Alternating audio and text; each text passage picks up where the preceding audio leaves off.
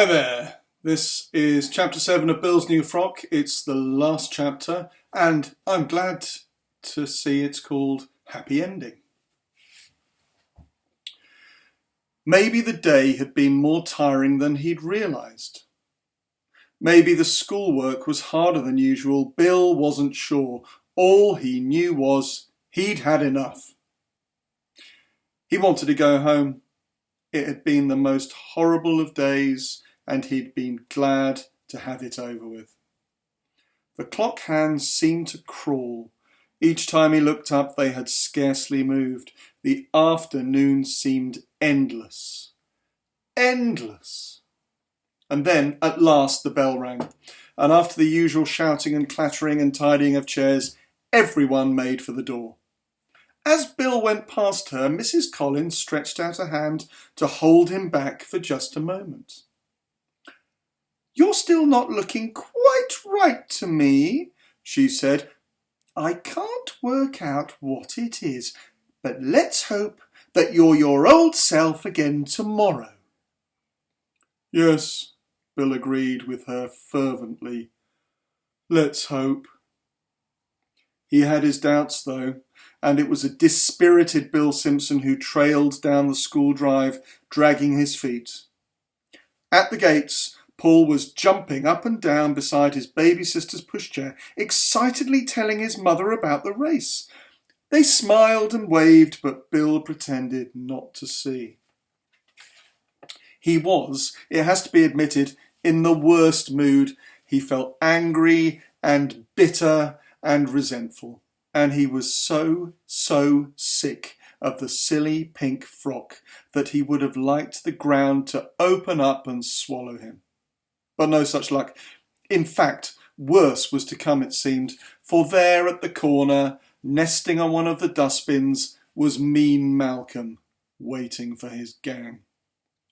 Mean Malcolm saw him coming and whistled. Bill looked a sight. He knew it. The frock was a rumpled mess with grubby fingerprints all round the hem, a huge brown football-shaped smudge on the front, paint smears down the folds, rips in each side where he had hunted in vain for pockets, a great criss-cross footprint where Rohan had kicked him, and grass stains down the back, the sort of grass stains that never come out. The frock was a disaster. And that is probably why, when Mean Malcolm whistled at Bill Simpson again, he took it so very badly. He stopped and glowered at Mean Malcolm. "Whistling at me?" Mean Malcolm looked astonished to find this pink apparition glaring at him with such menace. He shifted uneasily on the lid of his dustbin. "Because," continued Bill savagely, "I am not a dog! I am—" He hesitated a moment, not knowing quite how to finish, then yelled triumphantly, "I am a person!" And charging at Mean Malcolm with all the pent-up fury of the most horrible and frustrating day of his life, he flung him backwards off the dustbin lid into a pile of spilled rubbish. "There!" he yelled. "That'll teach you. Whistle at dogs in future, not at people." And he strode off towards home, a little more cheerful, leaving Mean Malcolm desperately trying to brush the carrot peelings and tea leaves off his purple studded jacket before the gang came round the corner and saw him. When Bill Simpson walked in the front door of his house, his mother was just coming in through the back door. They met in the hall.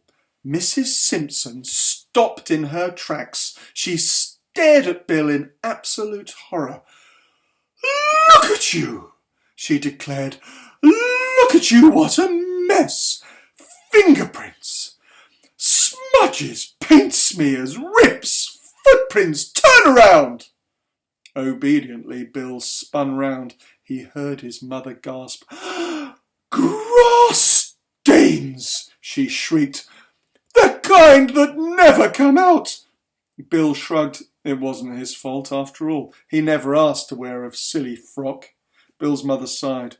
"You'd better take it off at once," she said, unzipping the back and starting to undo the fiddly shell buttons. "This is the last time I ever send you to school in a frock."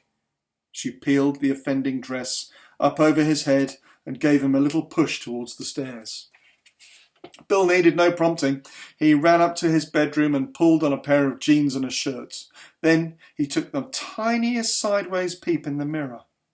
And then another slightly longer peep. And then a good long stare. He was a boy! Some people might have said that he could have done with a bit of a haircut, but he was definitely a boy.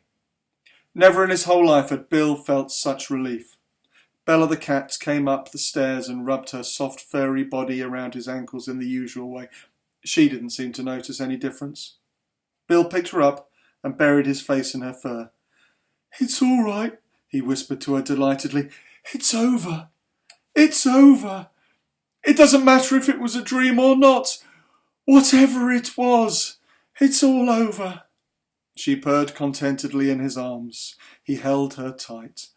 "And Mum says," he repeated firmly to himself and Bella, "that is the last time I ever go to school in a frock." And you know what? It was. Bill's New Frock by Anne Fine. Hope you enjoyed it. See you next time.